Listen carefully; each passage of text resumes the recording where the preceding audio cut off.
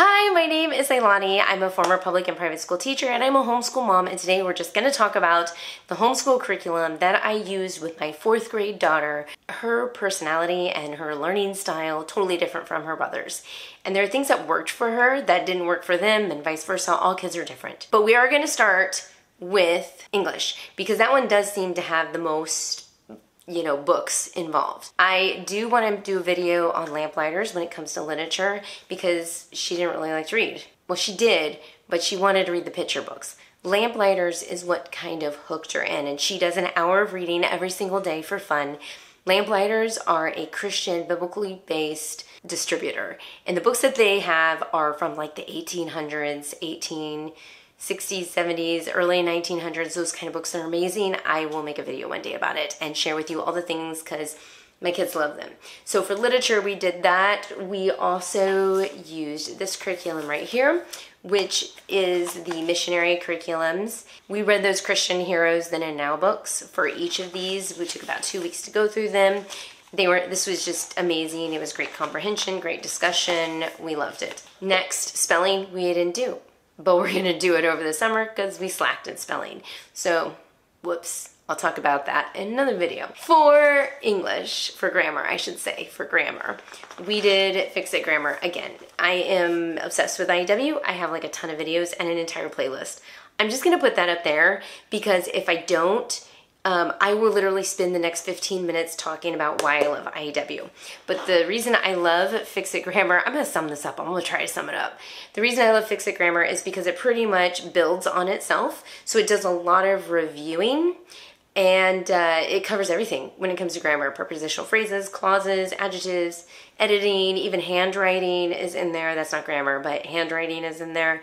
It doesn't do diagramming. If you want diagramming, well-trained mind. It takes 15 minutes. And it's easy for them because it builds on itself. So I'll even show you right here. First of all, her handwriting's amazing. But as you can see, these are the things that you find, you label them, and then you rewrite the sentence with the corrections. So, and this is literally what you do every day. There are some, learn it sections where you can go through it with them or they can read it on their own, which they usually don't. They'll skip unless, you stand over them. We do have honest homeschoolers out there that won't skip over their reading assignments. We all know that. We're on the IEW train. Fix-It Grammar was great. And we also do the structure and style. We did it this year. This is her first year doing structure and style. Before, she always did the theme-based. And this is, so year 1, level A. She'll be doing, of course, year 2, level A next year. I just love this. It worked for her. It took it to the next level. She's building her vocabulary, and it also teaches organization skills. That's one thing I didn't mention in the other videos because they have to keep a folder and they have checklists in here that they kind of have to maintain. You can see she highlights everything. She's very, very creative and she's very, very thorough with her work. Amazing curriculum. It's a win-win. I will probably continue to use IEW with her for a while, which that's what I did with my older kids too. So let's move on to math because that's the other core subject that I want to talk about. So we have always used teaching textbooks with her. 1st grade, we did Right Start Math. It was very difficult. You have to spend an hour a day one-on-one with them. And when a child doesn't like math, it makes it very hard. She does not like math. Teaching textbooks, we gave to her as a way of just, okay, let's just separate you from me right now and give you somebody else teaching you math. And she loved it. And it had built her confidence so much.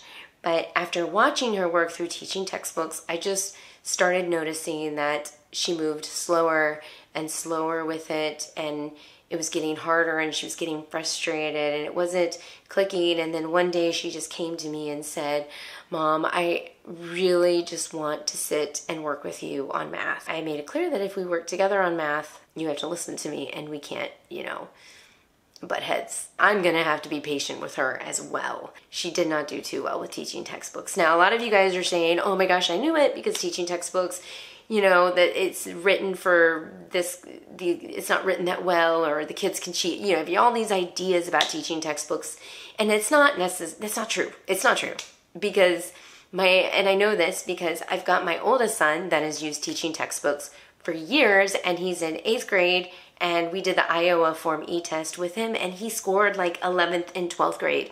His highest score, he was in the 78th percentile for mathematics, and that's all he does. So it's not the curriculum. Teaching textbooks, it's not the curriculum. It just goes to show that certain curriculum works really well for some kids, and some kids it just doesn't work really well, and you have to figure out their learning style. And so I'm at a place with her where we're just gonna have to trial and error and figure out her learning style. And we're going to push through, and I have some ideas because I've just been talking to her a lot about what she wants with math and how she learns, and just kind of observing how she learns with other subjects. So now let's move into science and history, and I do want to talk a little bit about music because for me, music is a core subject for her because that is where her gifting is, that is where her love is and her passion. So I'll save that one for last and tell you what I did with her this year for music. But history. She did take a world history class at the co-op. It wasn't anything, I wouldn't even consider it a full class.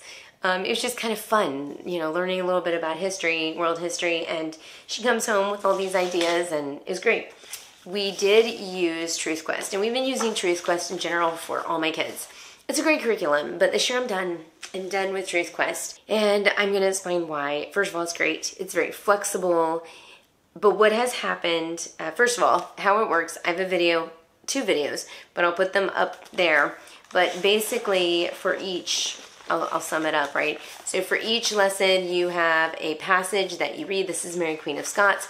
And then there is a list of different books that you can get. Some are fiction books, some are novels. They also have the grade range to see what grade level they're at, and you can use those books. And then they also have a notebook, a binder where they can, and I'll show you, basically put it together. It's, you know, like a little book binder. And she does a fabulous job of putting this together, and she loves it. But the way that we have done history for years is that we all do it together. And I think this year more than any other year, I have noticed a huge gap between my 8th grader and my 4th grader. And I feel like she needs a little bit more attention. Otherwise, she just gets lost in the mix of things. You know, we always talk about family. We can homeschool the subjects together, and then you teach to the oldest student, and it just trickles down. It was not working for her. So we're going to get a little bit more individualized with our history. Another reason TrustQuest, I've put a hold on it for actually all my kids.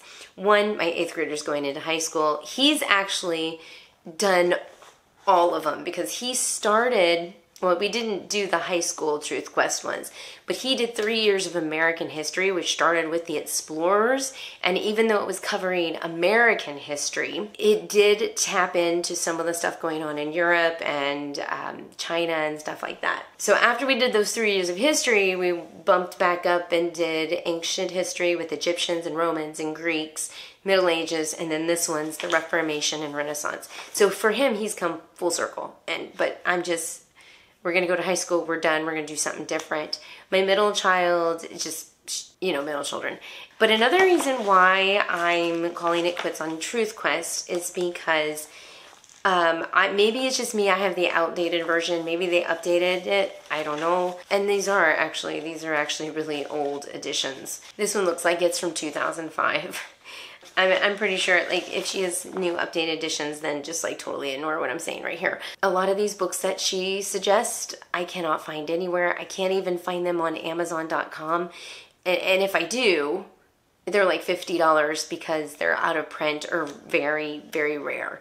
So there's another reason I'm calling it quits on TrustQuest. I spent too many hours looking for books that were hard to find. So, bye TrustQuest. I loved it. It was a beautiful run.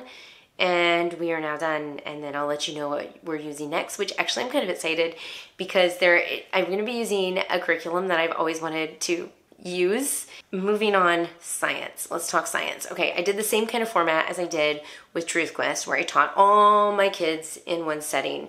It didn't work with her because I need to be very individualized with her.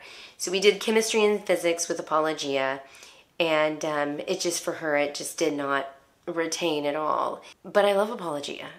It worked great with my boys. It wasn't working for her. Okay, she just doesn't like science. I gotta throw that out there too. And if you don't like a subject, you're not going to really retain that information. And for example, tonight I gave her a book that I thought was really cool from Paper Pie, and she took it and she looked at it and she said, "This is boring." And I'm like heartbroken, because to me, it's like a really cool book.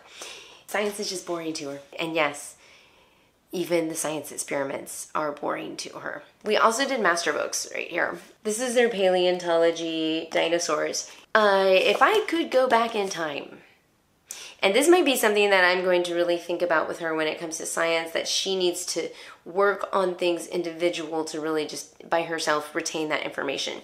But if I could go back in time with this, I would not teach this in a co-op setting. I would say, here's your science book. Here's the books that you have to read, because that's what it is. If you look at it, you have this book, this book, this book, right? These 5 books right here. You read them and you work through the actual workbook and you answer questions and write stories and do the activity every single day. But the other thing I have to say about Masterbooks is it doesn't really have that many science experiments. So if your kids are hands-on, there are some science experiments in the back and throughout the book, but not as many. Music. I did say I was going to talk about music. She is definitely a musician.